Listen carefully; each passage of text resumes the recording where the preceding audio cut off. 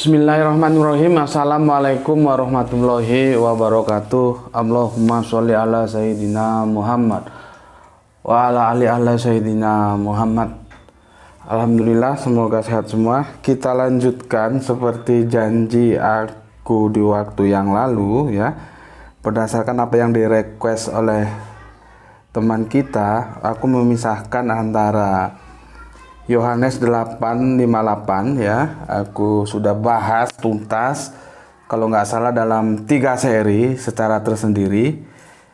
Dan sekarang aku akan membahas Yohanes 17:5. Ini sepertinya kalau ini insya Allah bisa selesai 1 seri saja. Baru nanti kita bikin 1 seri kesimpulan dari Yohanes 8:58 dan Yohanes 17:5. Oke. Jadi kajian kita kali ini Yesus ya. Yesus Allah ya dalam Yohanes 17:5 ya. Lihat tanda-tanda tanya sini. Ini judul kita kali ini, dan semoga kalian di kajian yang tentang Yohanes 8:58 sudah paham ya bagaimana ruang dan waktu itu, karena ini kedua-duanya menyangkut dengan ruang dan waktu. Aku tuliskan dulu bagaimana Yohanes 17 pasal 5 itu ayat yang mau kita diskusikan ya. Semoga kita nanti bisa mendapatkan gambaran yang jelas ya. Nih begini kalimatnya. Yohanes 17:5. Oleh sebab itu ya, oleh sebab itu ya Bapa, aku sudah kasih tahu ya siapa itu Bapa, itu Allah. Cuman sampai sekarang tidak ada teman-teman Kristen yang bisa memberikan penjelasan apa bedanya Bapa dengan Bapak. Itu dalam konteks bahasa Indonesia kita nggak ada bedanya sebetulnya. Karena konteks bahasa keindonesiaan kita itu bersumber dari Melayu, ya. Oke, tapi itu lain hal lah, kita bisa diskusikan di waktu-waktu berikutnya. Oke, oleh sebab itu ya Bapa, permuliakanlah aku, permuliakanlah. Ini seperti doa ya, memang ini doa. Nanti aku jelaskan doanya ya. Aku ya Bapak permuliakan aku padamu sendiri. Padamu sendiri ya, padamu sendiri. Padamu sendiri dengan kemuliaan yang kumiliki, dengan kemuliaan yang ku miliki, dengan kemuliaan yang kumiliki dengan kemuliaan yang kumiliki di hadiratmu, di hadiratmu ya. Nah ini yang bikin asik, yang ditanyakan teman, sebelum dunia ada, sebelum dunia ada ya.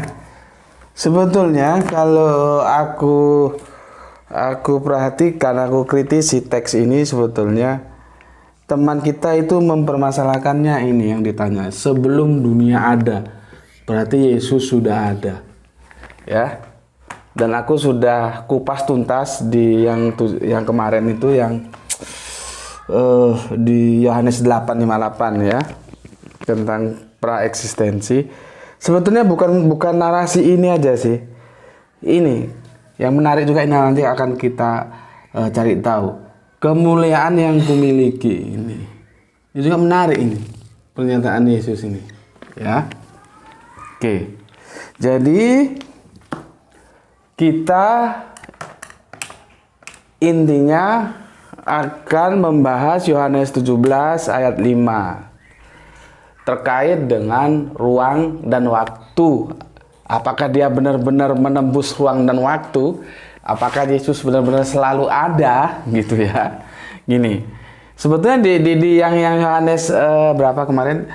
8:58 sudah terjawab sih ya, bahwa Yesus itu ciptaan. Artinya ya kalian bisa jawab sendirilah, kalau ciptaan itu ketika dia belum dicipta ada nggak gitu. Oke, ini hanya memperjelas saja. Begini kalimatnya. Oleh sebab itu ya Bapa, permuliakanlah aku padamu sendiri dengan kemuliaan yang kumiliki. Masalahnya bagaimana Yesus mendapatkan kemuliaan itu? Ya. Tetapi yang ditanyakan oleh teman itu adalah di hadiratmu sebelum dunia ada. Bayangkan, sebelum dunia ada. Dan ini perikop ini sebetulnya Yohanes 17 itu doa, ya. Itu tentang doa. Kalau kita bagi itu seperti ini nanti jadinya. Tentang doa Yesus, ya. Jadi Yesus berdoa gitu loh. Ya. Mungkin ada yang tanya, kalau Yesus Allah kenapa berdoa gitu ya? Iya. Ya nggak tahu lah, aku minum dulu. Bismillahirrahmanirrahim. Alhamdulillah. Jadi kalau kita bagi itu begini tentang Yohanes. Aku kasih tahu dulu. Perikopnya itu ini loh. Ini ya. Ini ya. Doa Yesus untuk murid-muridnya, perikopnya. Ini 17 ya. Kita baca sampai tuntas sampai di sini nanti. Ya. Sebetulnya ini bukan doa Yesus untuk murid-muridnya. Kalau kita baca keseluruhan lah ya, cuman ditulis perikopnya seperti itu. Kalau aku baginya itu menjadi seperti ini. Jadi Yohanes, kitab Yohanes 17 ya, nampak nih? Ya, Yohanes 17 itu dapat kita bagi menjadi terbagi ke dalam 3 bagian. 3 bagian doa. Jadi itu intinya doa gitu loh. Ya. Pertama, perhatikan. Yohanes berapa ini? Yohanes 17 1 sampai 5. Ya. Itu adalah Yesus berdoa untuk dirinya sendiri. Ini ya. Yesus berdoa untuk dirinya sendiri. Nih. Ya, jangan tanya aku kenapa kalau Yesus itu Allah kok berdoa ya. Nantilah itu kita jawab. Oke. Bagian kedua, ini ke-1 ya. Kedua, Yohanes 17 ayatnya berapa ini? Ayat 6 sampai 19. Ya. Itu Yesus berdoa bagi muridnya saat itu ya. Yesus berdoa untuk lah ya, ini sudah untuk, nggak usah bagi, untuk muridnya. Ya. Kemudian yang ketiga ya, Yohanes 17 ayatnya 20 ya, betul. Oke. 20 sampai 26. Nah, ini sudah satu perikop ini. Saat 1 sampai 26. Ini ya. 1 sampai 26.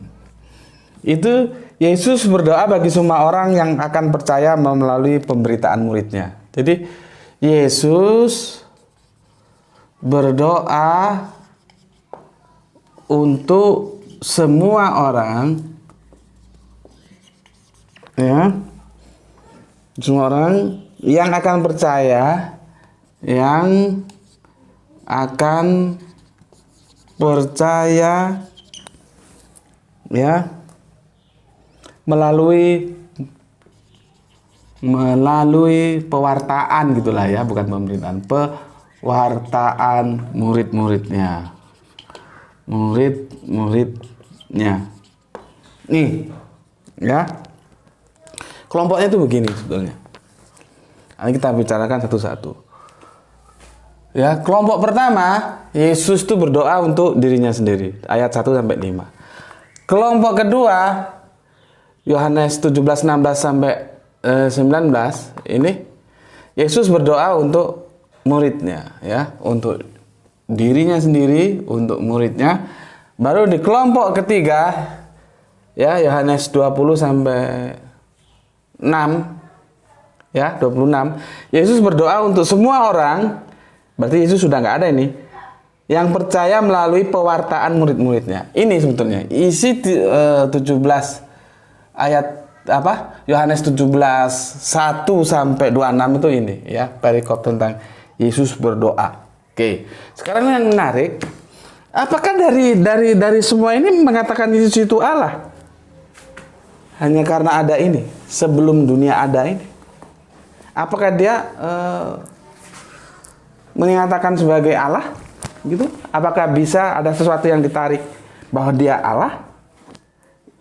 Intinya ke sana pertanyaan kita. Maka dari itu aku akan jelaskan satu persatu dulu ya. Oke. Begini. Aku baca dulu ya. Tentunya aku komentari yang poin-poin tertentu ya. Ini. Kamu baca juga anumu, Biblemu, supaya kita sama-sama bisa mengkoreksi. Oke. Demikianlah kata Yesus, lalu ia menengadah ke langit, ya, gini lah ya. Bukan gini. Ya, gini. Teksnya jelas, menengadah ke langit. Jadi bukan begini. Ya, bukan merem. Oke, aku ulangi. Demikianlah kata Yesus, lalu ia menengadah ke langit dan berkata, Bapa, telah tiba saatnya, permuliakanlah anakmu supaya anakmu mempermuliakan engkau. Ya. Sama seperti engkau telah memberikan kepadanya kuasa atas segala yang hidup.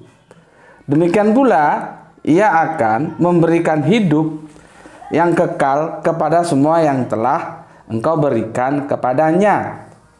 Nah, ini yang menarik. Yohanes 17:3 ya. Nggak usah aku tulis lah ya. Masih di sini dia. Yohanes 17:3. Perhatikan. Inilah hidup yang kekal itu, yaitu bahwa engkau mengenal satu-satunya Allah yang benar dan mengenal Yesus Kristus yang telah engkau utus. Sudah jelas. Ya. Kita kalau berdebat di kuantitatif tentang ehad itu satu atau kesatuan dan tidak ketemu, oke. Kita coba lari ke kualitatifnya. Ada kalimat di situ disebut di mana ya? Nah, di sinilah. Sebentar, aku garis dulu. Ya.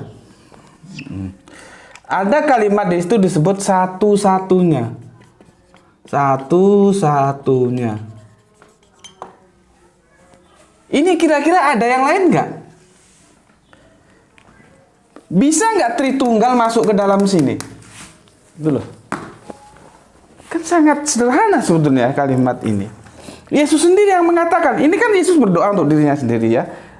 Inilah hidup yang kekal itu, yaitu bahwa mereka mengenal Engkau satu-satunya Allah yang benar.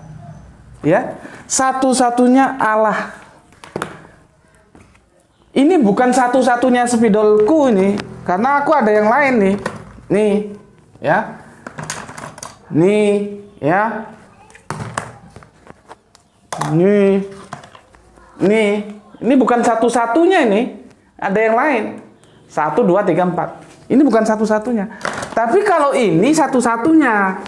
Penghapus ini satu-satunya.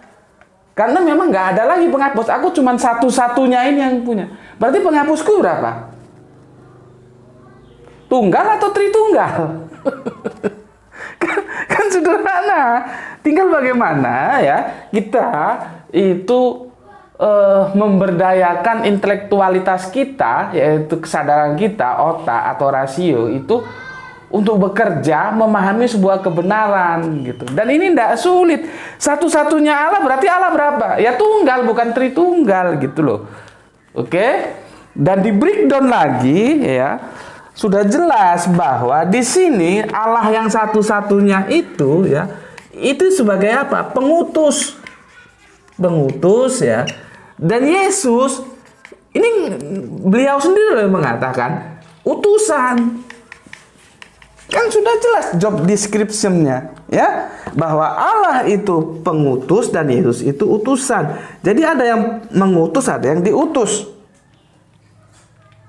Inilah yang disebut ya, substansinya itu syahadah. Kalau di Islam ya, syahadah itu ya, ini substansinya sama. Ya. Inilah hidup yang kekal itu ya, di mana ya? Yaitu bahwa mereka mengenal Engkau satu-satunya Allah yang benar dan Yesus Kristus yang telah Engkau utus. Jelas dia. Konsep syahadah dalam Islam juga begitu. Tauhid itu. Allahnya satu, Kanjeng Nabi Muhammad utusannya. Allah yang mengutus, Kanjeng Nabi Muhammad yang diutus. Sama kan? Itu loh. Cuman ya karena kembali itu dogma. Kalau orang sudah kena dogma itu logika itu tumpul gitu loh. Makanya kalau aku kemarin menjelaskan bahwa Tritunggal hidup di dogma, mati di logika, itu tidak ada tujuan lain supaya aku ngajak kita semua ayolah berpikir gitu. Tidak ada unsur aku melecehkan, tidak boleh, tidak baik gitu. Kita berbicara secara akademik lah ya. Tidak boleh. Seperti ini sudah jelas ya. 17 ayat 3. Oke. Jadi tidak ada Allah, Yesus itu Allah itu tidak ada gitu ya. Oke, aku lanjutkan. Aku telah mempermuliakan engkau di bumi dengan jalan menyelesaikan pekerjaan yang engkau berikan kepadaku. Jadi sebagai utusan diberi tugas. Sebagai apa tugas? Sebagai rabi, sebagai guru. Guru bagi siapa? Bagi manusia. Lewat 12 muridnya. Gitu loh. Sama nanti Kanjeng Nabi Muhammad, Kanjeng Nabi Musa, semua nabi-nabi itu guru. Diutus oleh Allah untuk menjadi guru bagi kita agar kita mengetahui, mengenal ajarannya dan hidup dalam ajarannya. Itu. Oke. Aku telah mempermuliakan engkau di bumi dengan jalan menyelesaikan pekerjaan yang engkau berikan kepadaku untuk melakukannya. Oleh sebab itu ya Bapa, permuliakanlah aku. Nah ini. Permuliakanlah aku padamu sendiri dengan kemuliaan yang kumiliki di hadiratmu. Ini menarik. Bagaimana Yesus bisa punya kemuliaan itu? Caranya gimana? Bisa nggak setiap kita punya kemuliaan? Aku akan menjawabnya itu nanti aku jawab ya setelah ini. Oke, ini yang menarik ya, yang menarik ini. Ya. Oke. Oleh sebab itu ya Bapa, permuliakanlah aku padamu sendiri dengan kemuliaan yang kumiliki di hadirat-Mu sebelum dunia ada. Bayangkan. Sebelum dunia ada. Ya, kemarin kita sudah belajar praeksistensi, ya. Bahwa Yesus ini jangan kita sanggah dulu kerangka berpikir Kristen ya. Yang berdasarkan Alkitab itu begitu. Jadi Yesus itu bukan pencipta, tapi dia dicipta. Ya. Dan penciptaan seluruhnya ini itu melalui bukan oleh Yesus gitu. Kemudian ada yang bertanya kemarin, lalu bagaimana Allah menciptakan Yesus? Lah wong Allah Maha Kuasa kok yakun payakun ya jadi Yesus. Apa sulitnya? Gitu loh. Baru nanti kemudian setelah ada Yesus dalam dimensi praeksistensi, melalui Yesus lah diciptakan segala yang ada ini. Gitu. Mungkin ada lagi yang bertanya, sehingga kalau tidak seandainya tidak ada Yesus, Pak, diciptakan nggak dunia segala ini? Ya kalau nggak ada Yesus, Allah menciptakan dengan yang lain. Kok kan dia kan maha kuasa, maha berkehendak sesuai dengan kemauannya. Apa yang dia mau ya dia lakukan begitu ya. Jadi maksudku gini loh, ikuti aja kerangka berpikir biblikal ini ya. Jangan kalau nanti ya jawabnya kalau juga gitu. Oke. Ya, itu keteranganku jawaban sebelum dunia ada, ini tidak menunjukkan bahwa dia maha ada. Tidak. Ya, karena apa? Karena dia diciptakan. Sebagai ciptaan mula-mula yang kemarin kita sebut anak sulung. Oke. Berikutnya, aku telah menyatakan namamu kepada semua orang yang engkau berikan kepadaku dari dunia. Ya. Jadi memperkenalkan nama. Mereka itu milikmu dan engkau telah memberikan mereka kepadaku dan mereka telah menuruti firman-Mu. Kan gamblang teks-teks ayatnya ini menunjukkan bahwa Yesus itu menjalankan tugas sebagai utusan Allah. Dan Yesus itu setia. Setia Yesus itu. Nggak pernah membangkang oleh Allah, oleh Bapa. Nggak pernah. Oke. Sekarang mereka tahu bahwa semuanya engkau berikan kepadaku itu berasal daripadamu. Lihat. Ya. Sekarang mereka tahu bahwa semua yang kau berikan kepadaku itu berasal daripadamu. Ini substansinya sama dengan bahwa aku tidak bisa melakukan apa-apa dari diriku sendiri. Itu pengakuan Yesus, dan Yesus ini mengaku juga bahwa semua apa yang dia miliki itu adalah pemberian. Yesus punya karena diberi. Lah kalau nggak diberi, ya kan? Sebab segala firman yang engkau sampaikan kepadaku telah kusampaikan kepada mereka dan mereka telah menerimanya. Mereka tahu benar-benar bahwa aku datang daripadamu dan mereka percaya bahwa engkaulah yang telah mengutus aku. Jadi dulu gini loh, para murid itu tidak pernah berpikir bahwa Yesus itu Allah, Yesus itu Bapa. Nggak ada. Karena Yesus sendiri memanggil Allah itu Bapa. Nggak mungkin Yesus itu Bapa. Nggak mungkin. Yang teman, sahabat-sahabat Yesus ya, atau murid-murid Yesus ya, yang tahu itu begini. Dan mereka percaya bahwa engkau telah mengutus aku. Jadi kerangka berpikir murid-murid Yesus itu tidak meleset dari apa yang Yesus katakan, bahwa beliau tetap diakui oleh para murid sebagai utusan. Itu loh. Kan jelas, dan mereka percaya bahwa engkau telah mengutus aku. Clear sini. Oke, berikutnya. Aku berdoa untuk mereka. Nah, ini kita mulai masuk ini ya. Di sini di Yohanes 2 ini tadi, sebetulnya kita sudah masuk sekarang di sini. Ya. Oke. Aku berdoa untuk mereka bukan untuk dunia. Aku berdoa, tetapi untuk mereka yang telah engkau berikan kepadaku, sebab mereka adalah milikmu.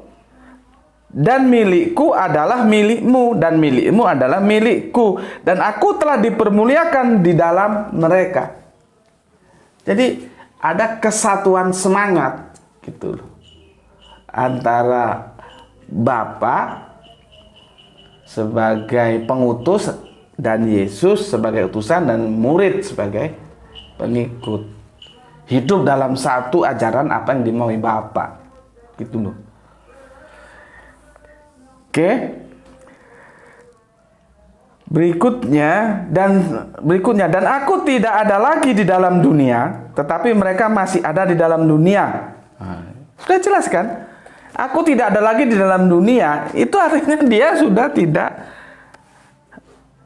tidak yang selalu ada. Gitu loh. Jadi praeksistensi, ya, eksistensi, nanti kembali pasca eksistensi dia nggak ada lagi, nggak selalu ada dia, ya. Nih. Dan aku tidak ada lagi di dunia ini, tetapi mereka masih ada, maksudnya mereka murid-murid itu ada di dalam dunia. Dan aku datang, ya, kepada bersama-sama dengan aku. Sebentar. Begini, keliru. Dan aku datang kepadamu. Salah buka tadi. Dan aku datang kepadamu ya Bapa yang kudus. Peliharalah mereka dalam namamu, yaitu namamu yang telah engkau berikan kepadaku, supaya mereka menjadi satu sama seperti kita. Ini kalau kamu lihat penjelasanku tentang aku dan Bapa adalah satu di Yohanes 10:30 kalau nggak salah. Itu bukan berarti Yesus itu Allah. Satunya itu apa? Gitu loh. Kalau itu diakui sebagai Allah, maka murid juga menjadi Allah. Karena jelas di sini, ya Bapa yang kudus, peliharalah mereka dalam namamu, yaitu nama yang telah engkau berikan kepadaku, supaya mereka menjadi satu sama seperti kita. Yang dimaksud satu itu bukan satu semua jadi Allah, bukan. Begitu juga pemahaman Yohanes 10:30 itu. Ketika Yesus ngomong bahwa aku dan Bapa adalah satu, artinya satunya semangat. Apa yang dimaui Bapa, apa yang diperintahkan Bapa, itu yang dilakukan Yesus. Gitu. Oke. Sebentar, di sini ada kata, ya, yaitu namamu yang telah engkau berikan kepadaku. Ini sekalian menjawab. Yesus itu Alfa Omega, iya. Tapi dari mana nama Alfa Omega itu? Gelar itu dari mana? Dari pemberian Allah. Bukan berarti Yesus terus Alfa Omega. Alfa Omega itu gelar Allah. Gitu loh. Jadi gelar yang diberikan jelas kok, ya. Yaitu namamu yang telah engkau berikan kepadaku. Alfa Omega itu nama gelarnya Allah, diberikan kepada Yesus. Jadi bukan dimaknai sebenarnya Yesus itu Alfa Omega. Tidak. Oke. Aku memelihara mereka dalam namamu, yaitu namamu yang telah engkau. Nah, ini jelas lagi kan? Yaitu namamu yang telah engkau berikan kepadaku. Kepada aku. Aku telah menjaga mereka dan tidak seorang pun dari mereka yang binasa, selain daripada dia yang telah ditentukan untuk binasa, supaya genaplah yang tertulis dalam kitab suci. Ke siapa ini arahnya? Ke Yudas? Itu nantilah kita diskusikan, ya. Oke, aku lanjutkan. Tetapi sekarang aku datang kepadamu dan aku mengatakan semuanya ini sementara aku masih ada di dalam dunia, supaya penuhlah sukacitaku di dalam diri mereka. Aku telah memberikan firman-Mu kepada mereka dan dunia membenci mereka, karena mereka bukan dari dunia, sama seperti aku bukan dari dunia. Oke. Aku tidak meminta supaya engkau mengambil mereka dari dunia, tetapi supaya engkau melindungi mereka daripada yang jahat. Mereka bukan dari dunia, sama seperti aku bukan dari dunia. Kuduskanlah mereka dalam kebenaran, firman-Mu adalah kebenaran. Ya. Sementara kita agak repot memahami apa yang dimaksud bukan dari dunia itu, ya. Sementara para murid itu kan tidak seperti Yesus yang diakui oleh teman-teman, terlepas pengakuan itu benar atau salah.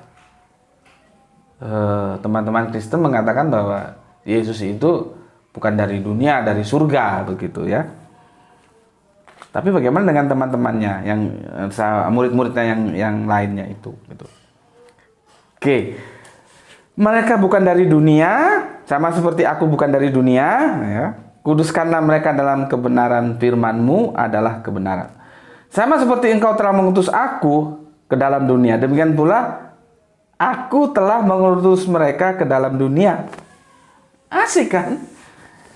Allah mengutus Yesus, dijalankan perintahnya. Kemudian Yesus mau mangkat nih ya, mau berakhir. Yesus mendelegasikan utusan itu kepada muridnya. Muridnya menjadi guru kehidupan manusia. Itu namanya estafet. Ya. Oke. Dan bukan untuk mereka ini saja aku berdoa, tetapi juga untuk orang-orang yang percaya kepadaku oleh pemberitaan mereka. Masuk kita ke Yohanes 17:26. Yesus mendoakan dirinya sendiri, mendoakan muridnya, mendoakan semua orang yang percaya lewat muridnya. Ini ya. Supaya mereka semua menjadi sama. Jadi Yesus juga bukan hanya muridnya, semua orang, supaya semua orang yang percaya sama seperti kita, menjadi satu gitu loh. Supaya mereka semua menjadi satu sama seperti Engkau ya Bapa di dalam aku dan aku di dalam Engkau, agar mereka juga di dalam kita, supaya dunia percaya bahwa Engkau adalah yang telah mengutus aku.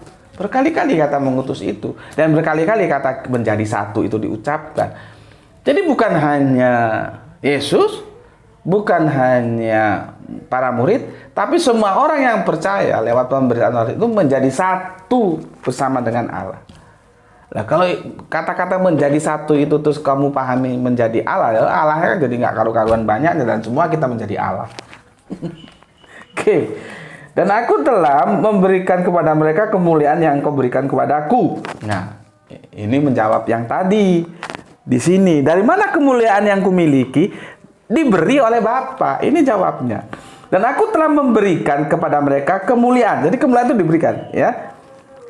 Yang Engkau berikan kepadaku supaya mereka menjadi satu sama seperti kita adalah satu. Apa kemuliaan itu? Ketaatan. Kalau dalam perspektif Islam, orang yang paling unggul itu adalah orang yang takwa, bukan orang yang banyak harta, bukan orang yang banyak gelar, bukan orang yang paling berkuasa. Orang yang menjadi mulia itu karena ketakwaannya. Sama dengan ini. Karena apa Yesus mendapatkan kemuliaan? Karena dia takwa kepada Bapa. Murid-murid juga takwa kepada Yesus. Nanti orang-orang lain juga yang tidak mengenal dia melalui muridnya juga takwa, maka dia menjadi satu bersama-sama mereka. Tuh. Ya. Loh, kalau kamu nggak takwa, bagaimana mau dimuliakan sama Allah? Oke. Berikutnya, ya, aku baca ini di surat, langsung ada surat ke-24 ini ya. Ya Bapak, aku mau supaya sebentar, satu sama seperti, nggak ada yang perlu ini ya. Tapi apabila aku baca, dan aku telah memberikan nama kepada mereka kemuliaan yang Engkau berikan kepadaku, supaya mereka menjadi satu sama seperti kita adalah satu. Aku di dalam mereka dan Engkau di dalam aku, supaya mereka sempurna menjadi satu, agar dunia tahu bahwa Engkau yang telah mengutus aku. Kurang jelas apa? Engkau utus aku, dan bahwa Engkau mengasihi mereka sama seperti Engkau mengasihi aku. Jadi Yesus berdoa supaya Engkau mengasihi mereka, yaitu murid bersama semua orang yang taat, yang takwa, seperti Engkau mengasihi aku, kata Yesus. Ya Bapak, aku mau supaya dimanapun aku berada, mereka juga berada. Gitu loh. Bersama-sama dengan aku. Ya. Mereka yang telah Engkau berikan kepadaku, agar mereka memandang kemuliaanku yang telah Engkau berikan kepadaku. Jelas kan? Kemuliaannya diberikan. Sebab Engkau telah mengasihi aku sebelum dunia dijadikan. Sebelum dunia dijadikan. Baca kemarin Amsal yang sudah kita bahas ya. Di kitab Amsal. Ketika Engkau menentukan batas langit, aku bermain-main di hadapanmu. Bahasa sastranya kan bagus banget. Begitu. Ya, sudah kita bahas kemarin Amsal. Makanya kalau lihat ini, lihat video sebelumnya ya, ada 3 seri itu di Yohanes 5:85 ya. Kalau langsung ke sini bingung kamu nanti. Oke. Ya Bapa yang adil, memang dunia tidak mengenal Engkau, tetapi aku mengenal Engkau, dan mereka ini tahu bahwa Engkaulah yang telah mengutus aku, dan aku telah memberitakan namamu kepada mereka. Aku akan memberitahukannya supaya kasih yang Engkau berikan kepadaku ada di dalam mereka, dan aku di dalam mereka. Selesai sudah aku jelaskan. Perikop berikutnya baru Yesus ditangkap. Nanti di Getsemani baru disalib, ya. Sudah aku jelaskan 3 pembagian ya dari Yohanes 1-5 Yesus berdoa untuk dirinya sendiri, 6-9 Yesus berdoa untuk murid-muridnya, 20-26 Yesus berdoa untuk semua orang. Kita fokus ke Yohanes 17:5. Sebelum dunia ada itu tidak menyatakan bahwa Yesus itu Allah. Karena dia tidak selalu ada. Kita kembalikan ke Amsal yang kemarin sudah kita bahas. Ya, begitu juga akhirnya kita coba melihat pandangan Martin Luther tentang ayat ini. Ya, apakah Martin Luther dengan ayat ini mengatakan Yesus itu Allah? Bahasa Indonesianya aja ya, bahasa Inggrisnya aku parah. Begini. Ini adalah hal yang melampaui akal. Memang karena Yohanes itu menulis Injil itu dalam bahasa sastra metafora. Bagaimana? Engkau di dalam aku di dalam engkau, itu mumet kalau orang memahaminya secara harafiah. Sampai Martin Luther sendiri ngakui. Ya.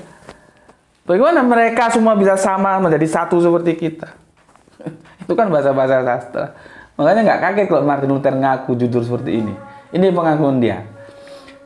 Beyond itu melampaui ya. Ini adalah yang melampaui akal. Suatu doa yang hangat sepenuh hati. Yesus membuka kedalaman hatinya untuk kita dan untuk Bapa. Dan dia memberikan semuanya. Terdengar sangat sederhana dan jujur. Sangat dalam, kaya, lebar, dan tidak ada yang dapat mengerti sepenuhnya. Iya, karena bahasa sastra tadi itu tidak dapat mengerti sepenuhnya. Kita memasuki bagian yang sangat khusus dalam doa Yesus ini ya, menyatakan inner sanctum dari kehidupan Kristus tentang relasinya dengan Bapanya di surga. Jadi intinya, dalam ini pun Martin Luther tidak pernah mengakui bahwa Yesus itu sebagai Allah. Tidak pernah dalam komentarnya. Dia mengatakan ini beyond, melampaui akal. Karena bahasa-bahasanya bahasa-bahasa sastra, sufistik. Ya, disampaikan seperti itu. Ya. Dan Yesus itu lewat kitab Yohanes ini menyatakan keintimannya, relasi khususnya terhadap Sang Bapa itu. Siapa Sang Bapa itu adalah Allah. Dan siapa anak kesayangannya, yaitu Yesus.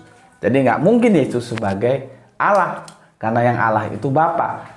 Ya, jadi sudah aku jelaskan sebelum dunia ada ini tidak menyatakan bahwa Yesus itu lalu menjadi Allah. Karena apa? Karena ini ada dalam praeksistensi. Ya, aku ulangi lagi, kita boleh meninjaunya di kitab Amsal yang kemarin kita sudah bahas. Oke, itu dari aku. Selanjutnya kita akan lanjutkan pada video-video berikutnya. Lalu apa yang bisa kita tarik sebuah kesimpulan dari Yohanes 17:5 dan kemarin Yohanes 5:85. Oke, sampai ketemu lagi di video berikutnya. Assalamualaikum warahmatullahi wabarakatuh.